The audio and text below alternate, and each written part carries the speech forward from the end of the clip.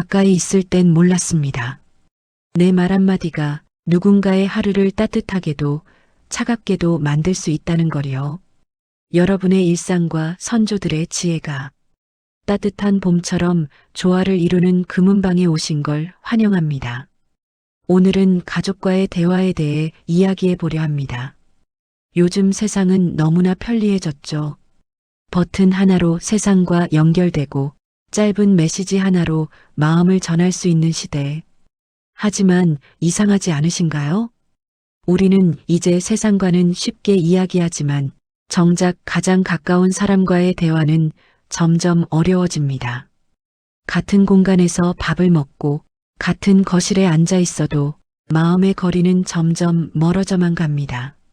말은 많아졌는데 정은 줄어들고 대화는 이어지는데 마음은 닫히고 그런 세상 속에서 우리는 어떻게 다시 따뜻한 말을 회복해야 할까요? 그 답을 먼 옛날 말의 본질을 누구보다 깊이 이해했던 한 사람의 지혜에서 찾아보려 합니다. 바로 조선의 성군 세종대왕입니다. 세종대왕은 조선의 임금 중에서도 유난히 말의 힘을 잘 아는 사람이었습니다. 그는 말 한마디가 사람의 마음을 살릴 수도 나라를 흔들 수도 있다는 걸 알고 있었습니다. 세종은 신하들과 논쟁할 때조차 목소리를 높이지 않았습니다. 그는 늘 이렇게 말했다고 전해집니다. 말은 마음에서 나오니 마음이 바르지 않으면 말도 바르지 못하다. 이 말은 참 단순하지만 그 안에는 말과 인간의 본질에 대한 통찰이 담겨 있습니다. 세종은 신하들의 보고를 받을 때마다 그들의 말보다 의도를 들으려 했다고 합니다. 그는 문장보다 침묵의 미묘한 감정 느낌을, 단어보다 숨결의 떨림을 읽는 사람이었습니다. 신하가 진심으로 나라를 걱정하는지 아니면 자신의 욕심을 감추고 있는지 그는 그 마음의 결을 들었습니다. 그가 남긴 말 중 이런 구절이 있습니다. 마음이 흐리면 말이 어두워지고 말이 어두워지면 도리가 무너진다. 그는 말이 단지 혀끝에서 나오는 것이 아니라 마음의 맑기와 흐림에 따라 달라진다고 여겼습니다. 이 이야기를 들으면 저는 이런 생각을 합니다. 요즘 우리의 말은 얼마나 맑을까? 하루에도 수십 통의 메시지를 주고받지만 그 안에 담긴 진심은 얼마나 될까요? 피곤하다는 이유로, 바쁘다는 핑계로 가족에게 툭 던진 말들이 얼마나 많은 마음의 상처를 남겼을까 싶습니다. 세종대왕은 나라의 일만큼이나 가족과의 대화를 중요하게 여겼던 사람이었습니다. 그는 아버지 태종의 권위적인 통치를 반면교사로 삼았고 자신은 따뜻한 대화를 통해 가정을 지키려 했습니다. 그는 이렇게 말했습니다. 임금이 백성과 멀면 나라가 어두워지고 아비가 자식과 멀면 가정이 어두워진다. 얼마나 단순하고도 정확한 말인가요? 그는 나라를 하나의 가족처럼, 가족을 하나의 나라처럼 여겼습니다. 백성과의 대화가 나라의 빛을 결정하듯 가족과의 대화가 가정의 온도를 결정한다고 생각했죠. 그는 신하들에게도 자주 이런 말을 했다고 합니다. 화를 다스리지 못하면 말이 흩어지고 말이 흩어지면 도리가 무너진다. 세종은 언제나 화를 다스리는 연습을 했습니다. 감정이 요동칠 때는 입을 닫고 생각이 정리된 뒤에야 말을 꺼냈습니다. 그는 말보다 호흡을 먼저 다스리는 사람이었습니다. 그의 일기에는 이런 대목이 남아 있습니다. 화가 일면 그 말을 삼가하라. 진심이 아니면 그 말은 반드시 후회를 부른다. 세종에게 있어 말은 무기가 아니라 약이었습니다. 사람을 다치게 하는 대신 그 마음을 치료하는 도구였던 거죠. 한 번은 젊은 신하가 다른 신하를 험담했다고 합니다. 세종은 그 말을 듣고 잠시 침묵하더니 조용히 이렇게 말했습니다. 그대의 말이 옳을 수도 있다. 그러나 옳은 말이 꼭 강해야 할 이유는 없지 않은가. 그 한마디에 방 안의 공기가 바뀌었다고 합니다. 누구도 반박하지 못했고 모두 고개를 숙였다고 전해집니다. 옳음보다 옹기, 그게 세종대왕의 대화의 방식이었습니다. 그는 진실을 말하되 그 말의 온도를 잃지 않았습니다. 그 온도는 사랑이 아니라 자비에서 나왔습니다. 세종은 글을 만들어주며 훈민정음의 서문에 이렇게 썼습니다. 사람마다 제 뜻을 펴지 못함을 내가 가엾게 여겨. 이 구절 다들 알고 계시죠? 하지만 이 문장은 단순히 문자의 발명이 아니라 대화의 문을 연 선언이었습니다. 그는 말이 막혀 있는 사람들을 위해 대화의 다리를 놓았던 겁니다. 훈민정음은 단지 글자가 아니라 세종이 백성에게 건넨 첫 번째 대화의 선물이었습니다. 그는 모든 이가 자신의 마음을 말할 수 있기를 바랐습니다. 그 말은 그 사람의 존엄이니까요. 저는 이 대목에서 매번 마음이 뜨거워집니다. 생각해보면 우리도 누군가에게 대화의 다리를 놓아줘야 하지 않을까요? 자녀가 무심히 던진 말, 배우자가 내뱉은 짧은 한숨 속에도 사실은 내 마음을 알아줘라는 메시지가 숨어 있을지도 모릅니다. 그럴 때 우리가 세종처럼 무슨 뜻이었을까? 하고 먼저 묻는다면 그게 바로 가정 안의 훈민정음이 아닐까요? 세종의 지혜는 화려한 담론이 아니라 사람을 향한 따뜻한 눈빛에서 나옵니다. 그는 자식들에게 이렇게 말했다고 전해집니다. 사람의 말이 곧 그 사람의 마음이니 내 말이 곧 너 자신이다. 그 말은 단지 왕의 교훈이 아니라 지금 우리 모두에게 필요한 말이 아닐까요? 요즘 우리는 너무 많은 말을 쉽게 합니다. 댓글, 메시지, 짧은 대화 속에 때론 무심코 던진 말이 누군가를 깊이 다치게 하죠. 하지만 말은 결국 나의 얼굴입니다. 내 말이 따뜻하면 나의 세상도 따뜻해집니다. 하루는 세종이 세자와 함께 책을 읽었다고 합니다. 그날 세자는 질문을 많이 했습니다. 그때 세종은 화를 내지 않고 그의 질문 하나하나에 천천히 대답해 주었다고 합니다.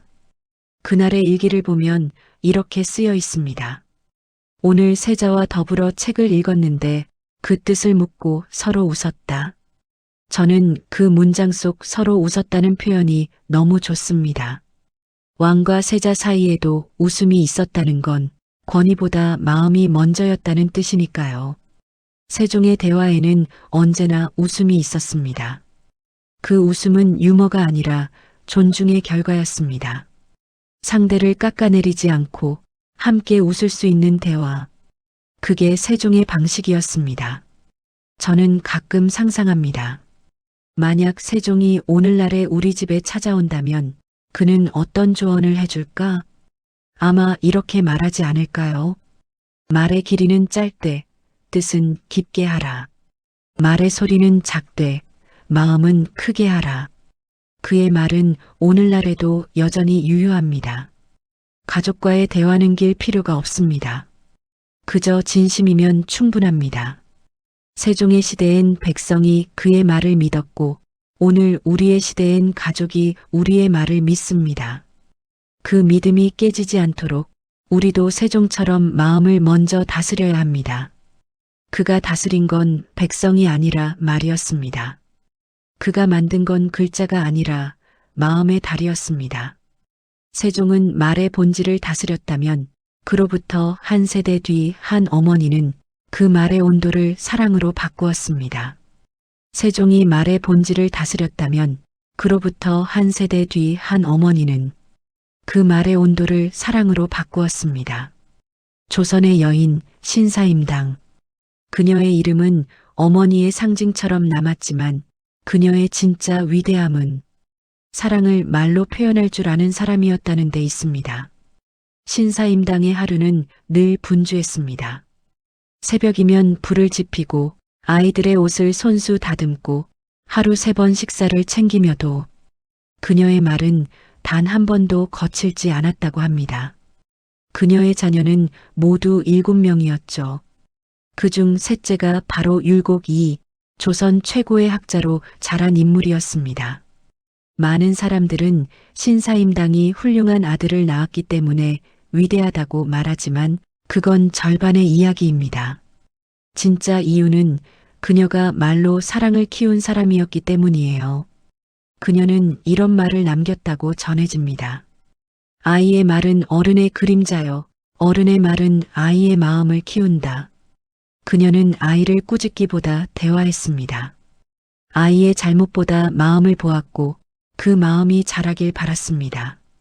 어느 날 어린 율곡이 책을 게을리했다 합니다.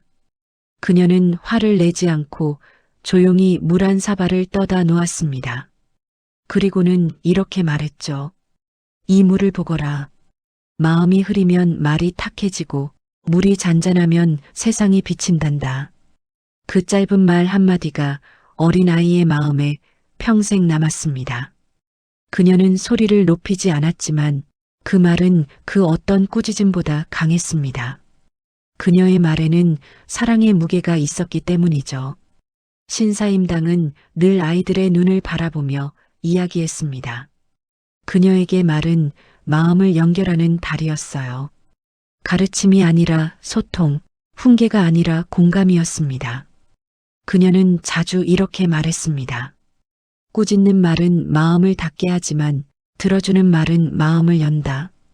그녀는 화가 날 때일수록 말의 속도를 늦추었습니다. 감정이 앞설수록 목소리를 낮추었죠. 그녀의 자녀들은 훗날 이렇게 회상했습니다.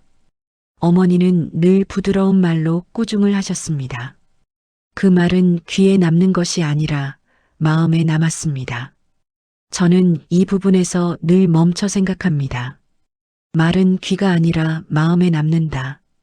어쩌면 우리가 가족에게 쉽게 던지는 말들, 그 말의 파편들이 오랫동안 상대의 마음속에 남아있을지도 모릅니다. 그 말이 따뜻하다면 그 기억도 따뜻하겠죠. 하지만 차갑다면 그 말은 오래도록 상처로 남습니다. 신사임당은 그걸 알고 있었습니다. 그녀는 하루하루를 말의 연습으로 살았습니다. 사랑을 품은 말은 금세 티가 났습니다. 표정이 부드러워지고 아이의 눈빛이 변했죠. 그녀의 말에는 훈계 대신 위로가, 질책 대신 기다림이 있었습니다. 어느 날 남편이 지방으로 관직을 떠나기 전날 밤이었습니다. 집안이 분주하고 아이들은 울음을 터뜨렸죠. 그때 신사임당은 아이들을 품에 안으며 조용히 말했습니다. 아버지가 멀리 가시지만 그분의 마음은 늘 우리 곁에 있을 것이다. 그녀는 울지 않았습니다. 대신 따뜻한 말로 가족의 마음을 다독였습니다. 그 말 덕분에 아이들은 불안 대신 평화를 배웠습니다. 그녀의 말 한마디는 울음을 멈추게 했고 그 말의 온기는 집안 구석구석을 덮었습니다. 신사임당의 말은 부드러웠지만 결코 약하지 않았습니다. 그녀의 말에는 확신이 있었습니다. 확신은 큰 소리에서 나오지 않습니다. 진심에서 나옵니다. 그녀는 이렇게 말했습니다. 사랑의 말은 흙에 물을 주는 것과 같아 한 번으로는 꽃이 피지 않는다. 그녀는 하루하루 같은 말을 반복했습니다. 괜찮다. 고맙다. 너는 할 수 있다. 그 단순한 말들이 아이의 마음에 뿌리를 내렸습니다. 그 뿌리가 자라 율곡이라는 큰 나무가 된 거죠. 그녀의 말은 거창하지 않았습니다. 하지만 그 짧은 말 안에는 품격과 사랑, 그리고 신앙에 가까운 인내가 담겨 있었습니다. 신사임당은 자식들에게 이렇게 말했습니다. 말은 빛과 같다.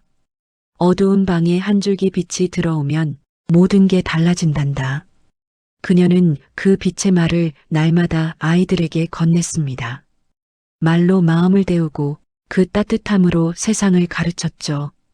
저는 신사임당의 이야기를 읽을 때마다 문득 제 아이들과의 대화가 떠오릅니다. 어느 날 아이가 학교에서 속상한 일이 있었다고 말했습니다. 그때 저는 이렇게 대답했어요. 괜찮아. 그런 일도 있지. 너무 속상해하지 마. 그 말 한마디에 아이는 고개를 끄덕였고 그날 저녁 식탁의 공기는 유난히 부드러웠습니다. 그때 깨달았어요. 말은 문장을 만드는 게 아니라 공기를 만드는 일이라는 걸요. 신사임당의 말은 바람 같았습니다. 세게 불지 않아도 따뜻하게 스며드는 바람. 그녀는 단 한 번도 아이의 자존심을 무너뜨리는 말을 하지 않았습니다. 사랑으로 지적하고 기다림으로 가르쳤습니다. 그녀의 대화는 지시가 아니라 기도였습니다. 듣는 사람을 억누르지 않고 그 마음을 일으켜 세웠죠. 불경에서는 이렇게 말합니다.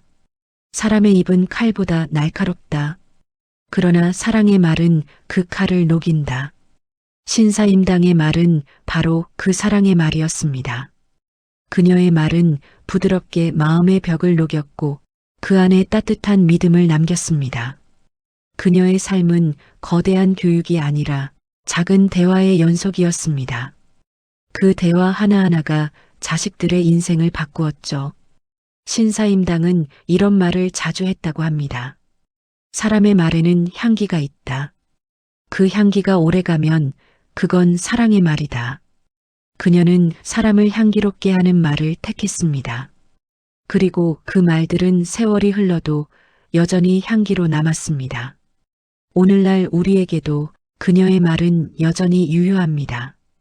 가족에게 따뜻한 말 한마디, 그게 가장 큰 교육이자 사랑의 표현입니다. 사랑한다. 괜찮다. 고맙다. 이 세 마디가 가족을 지탱하는 기둥입니다. 그리고 세월이 흐르고 사람들의 말이 점점 거칠어질 즈음 한 권의 오래된 경전은 우리에게 이렇게 말했습니다. 세종이 말의 본질을 다스렸고 신사임당이 그 말에 사랑을 불어넣었다면 불경은 그 말이 흘러가야 할 때와 방향을 알려줍니다. 불경에는 이런 구절이 있습니다. 때를 알고 마음을 알고 듣는 이를 아는 말이 지혜로운 말이다. 이 구절은 단순히 말을 잘하라는 뜻이 아닙니다. 언제 말해야 하는지, 어떤 마음으로 말해야 하는지, 누구에게 말하고 있는지를 아는 것이 참된 대화의 출발이라는 뜻이지요. 세상에는 옳은 말이 많습니다. 하지만 때를 놓친 옳은 말은 상처가 되기도 합니다. 우리는 종종 내가 틀린 말했어? 라고 반문하지만 그때 필요한 건 정확한 말이 아니라 따뜻한 말이죠. 불경은 바로 그 순간의 지혜, 때를 아는 마음을 가르쳐 줍니다. 부처님께서 제자 아난에게 이런 말씀을 하셨다고 전해집니다. 지혜로운 이는 침묵할 때를 알고 어리석은 이는 말할 때를 알지 못한다. 침묵은 단순히 입을 다무는 일이 아닙니다. 그건 말을 멈추고 마음을 듣는 시간입니다.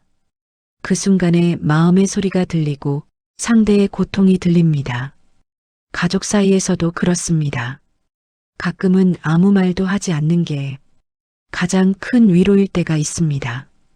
아내가 지친 얼굴로 돌아왔을 때, 남편이 힘없이 밥숟가락을 내려놓을 때, 아이의 어깨가 축 처져 있을 때, 그때 필요한 건 조언이나 해결책이 아닙니다. 그냥 곁에 앉아 있는 침묵, 그게 바로 사랑의 언어입니다. 불경에서는 또 이렇게 말합니다. 입으로 던진 말은 바람과 같아 다시 거둘 수 없고 그 바람이 불러오는 결과는 반드시 나에게로 돌아온다. 이건 말의 업을 설명하는 구절입니다. 우리가 한 말은 공중에 흩어지는 것이 아니라 언젠가 반드시 우리의 삶에 되돌아온다는 뜻이죠. 그래서 불경은 말하기보다 먼저 생각하기를 권합니다. 입을 열기 전 그 말이 이로움인가 해로움인가를 살피라.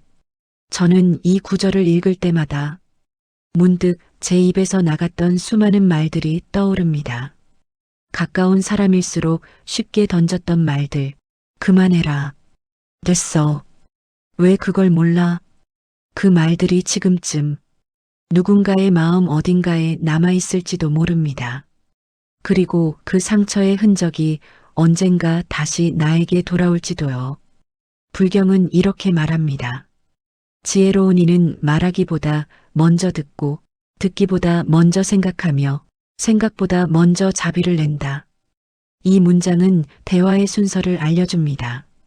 듣기, 생각, 자비, 말하기. 이 순서를 거치지 않은 말은 아무리 옳아도 결국 누군가를 다치게 만듭니다. 부처님은 설법 중에도 제자들의 표정을 살폈다고 합니다. 그대의 마음이 준비되지 않았다면 내 말도 그대의 귀에 닿지 않으리라. 그는 상대의 상태를 보며 말을 아꼈습니다. 지혜로운 말은 상대의 마음의 문이 열릴 때 건네는 말입니다. 닫힌 마음에 억지로 꽂히는 말은 칼이 되지만 열린 마음에 닿는 말은 빛이 됩니다. 저는 이 불경의 가르침이 요즘의 가족관계에도 그대로 통한다고 생각합니다.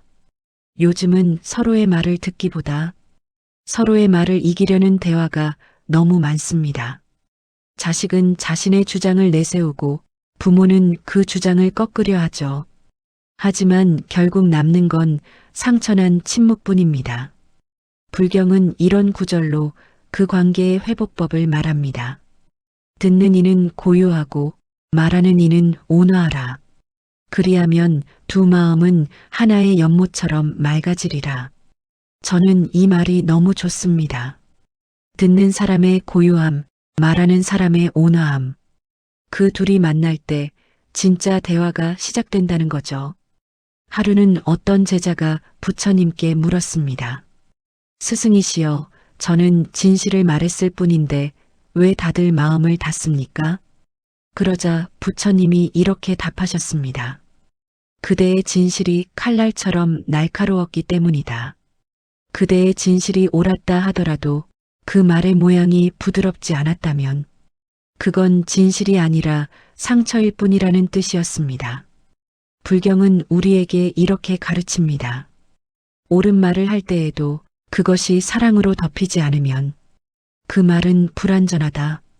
그 말이 진심인지 비난인지 구분하는 건 쉽습니다. 그 말 뒤에 따뜻함이 남는가, 차가움이 남는가. 그 차이가 곧 마음의 온도입니다. 저는 한 번은 이런 일이 있었습니다. 아이의 실수를 지적하다가 감정이 앞섰죠. 결국 목소리가 커졌고 아이는 아무 말도 하지 않은 채 방문을 닫았습니다. 그날 밤 문틈 사이로 불빛이 새어나왔습니다. 그 조용한 방 안에서 아이는 혼자 울고 있었죠. 그때 제 마음속에 이런 말이 떠올랐습니다. 지혜로운 이는 말하기보다 먼저 자비를 낸다. 그 말이 제게 칼처럼 꽂혔습니다. 그날 이후 저는 말하기 전에 숨 고르기를 시작했습니다. 숨 한 번, 생각 한 번, 사랑 한 번. 그 세 단계를 지나야 비로소 입을 여는 연습을요. 불경에는 또 이런 구절이 있습니다. 분노로 말하면 후회가 뒤따르고 자비로 말하면 평화가 뒤따른다. 얼마나 간단하고 명확한 법칙인가요? 그런데도 우리는 자주 그 반대로 살죠. 화가 나면 바로 말하고 후회는 나중에 찾아옵니다. 하지만 분노의 순간 입을 닫는 것도 용기입니다. 그 용기가 관계를 살립니다. 불경은 말의 공덕이라는 가르침도 전합니다. 사람의 말은 5가지의 공덕을 지녀야 한다. 첫째, 진실할 것. 둘째, 부드러울 것.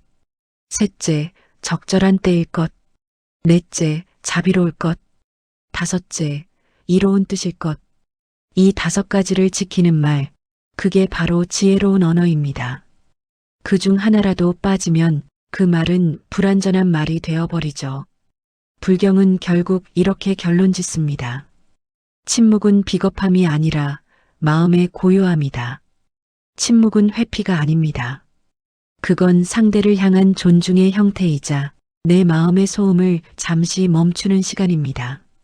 그 침묵의 순간 비로소 상대의 숨결이 들리고 그 숨결 속에서 이해가 피어납니다. 저는 이제 이렇게 생각합니다. 말이 줄어드는 건 나이가 들어서가 아니라 지혜가 깊어졌기 때문이라고요. 가족 간에도 그렇습니다. 이해가 깊어질수록 말은 줄고 눈빛과 행동이 대신 말을 합니다. 그게 바로 불경이 말하는 침묵의 지혜입니다. 세종은 말의 본질을 다스렸고 신사임당은 말의 사랑을 피워냈으며 불경은 말의 때와 고요함을 가르쳤다. 이 세 가지가 합쳐질 때 우리는 비로소 진짜 대화를 배우게 됩니다. 이제 남은 건 실천입니다. 오늘 누군가와 대화할 때 말하기 전에 잠시 숨을 고르세요. 그 한 번의 호흡이 당신의 말의 온도를 바꿀지도 모릅니다. 세종대왕이 말의 본질을 다스리고 신사임당이 그 말에 사랑을 담고 불경이 말의 때와 고요함을 가르쳐 주었다면 그 세 가지 지혜는 결국 하나의 방향으로 흘러갑니다. 말은 기술이 아니라 마음이다. 저는 이 세 분의 이야기를 들으며 하나의 공통된 진실을 깨닫게 됩니다. 말은 잘하는 기술이 아니라 따뜻한 마음을 전하는 과정이라는 것. 우리는 종종 말을 잘하려고 연습하지만 사실은 마음을 다스리는 연습이 먼저였어요. 마음이 정돈되면 말은 자연스럽게 고요해지고 그 고요함 속에 진심이 드러납니다. 하루에도 수없이 많은 말을 주고받지만 그 중에서 누군가의 마음을 위로하는 말은 얼마나 될까요? 요즘 사람들은 말로 상처를 주기도 말로 벽을 쌓기도 너무 쉽습니다. 하지만 진짜 대화는 이기는 말이 아니라 머무는 말이어야 하지 않을까요?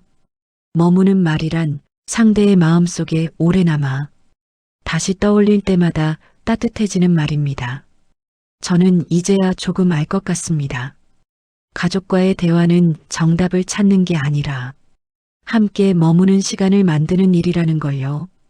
아이의 이야기를 들어줄 때, 배우자의 하소연을 들어줄 때, 그 말이 맞는지 틀린지 따지는 대신 그 말이 얼마나 외로운지를 들어야 한다는 걸요. 어느 날 밤 늦은 시각 거실로 나왔습니다. 남편이 식탁에 앉아 조용히 차를 마시고 있었죠. 그 모습이 왠지 쓸쓸해 보여서 저도 말없이 맞은편에 앉았습니다.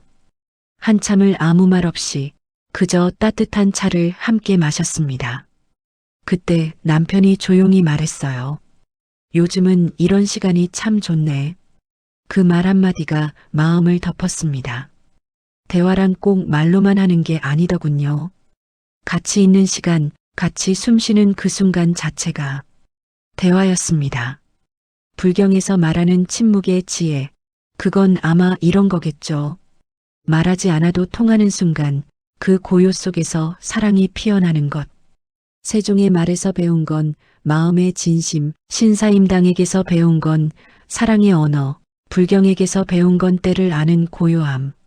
그 세 가지를 내 삶 속에 조금이라도 실천할 수 있다면 우리는 이미 지혜로운 사람입니다. 저는 요즘 이런 연습을 합니다. 말하기 전에 숨을 한번 고르고 그 말이 따뜻한가를 마음속으로 물어봅니다. 이 말이 상대의 마음을 편안하게 할까? 이 말이 오늘 하루를 더 무겁게 만들까? 그 짧은 1초의 멈춤이 대화를 바꾸고 하루를 바꾸더군요. 세종은 나라를 다스렸지만 결국은 말을 다스린 임금이었습니다. 그의 말 한마디가 백성의 마음을 안정시켰듯 우리의 한마디도 가족의 마음을 편안하게 만들 수 있습니다. 신사임당은 가정을 다스렸지만 결국은 마음을 키운 어머니였습니다. 그녀의 부드러운 말은 자식의 인생을 바꾸었습니다. 불경은 세상을 다스렸지만 결국은 침묵의 힘을 가르쳤습니다. 그 침묵 속에 진짜 대화가 있었죠. 이 세 가지 지혜가 하나로 모이면 그건 사람을 품는 말이 됩니다. 그리고 그 말은 세상을 따뜻하게 바꾸는 시작이 됩니다. 가끔 우리는 이렇게 생각하죠. 이 나이에 뭘 바꿀 수 있을까? 하지만 저는 믿습니다. 말은 나이를 가리지 않습니다. 나이와 상관없이 따뜻한 말 한마디는 언제나 새로 피어날 수 있습니다. 그 말은 오래된 관계를 회복시키고 멀어진 가족의 마음을 잇고 스스로의 마음까지도 다독입니다. 말이 곧 사랑이고 사랑은 결국 말로 완성되니까요. 혹시 요즘 대화가 줄었다면 오늘만큼은 먼저 말을 걸어보세요. 잘 잤어? 밥 먹었어? 오늘은 기분이 어때? 이 단순한 말들이 생각보다 더 큰 기적을 만듭니다. 말의 온도는 곧 마음의 온도입니다. 내 말이 따뜻해지면 가족의 하루가 따뜻해지고 그 온기가 세상으로 퍼져나갑니다. 말은 기술이 아니라 마음입니다. 따뜻한 말 한마디로 오늘 누군가의 하루를 바꿔보세요. 잠시 눈을 감고 오늘 하루 당신이 나눈 대화를 떠올려 보세요. 혹시 그 말 속에 조금의 서운함, 미안함 또는 후회가 남았다면 괜찮습니다. 지금부터 바꾸면 되니까요. 내일은 그 마음을 따뜻하게 덮을 수 있는 말을 해보세요. 그 한마디가 당신의 관계를, 당신의 하루를, 당신의 인생을 조금 더 따뜻하게 만들 겁니다. 이 이야기가 마음에 닿았다면 구독과 좋아요로 함께 해주세요. 오늘도 금은방을 찾아주신 여러분께 감사의 마음을 전합니다. 당신의 하루가 조금 더 빛나길, 당신의 말이 누군가에게 위로가 되길 진심으로 바랍니다. 이곳은 금은방. 오늘도 지혜의 한 조각을 당신께 바칩니다. 감사합니다.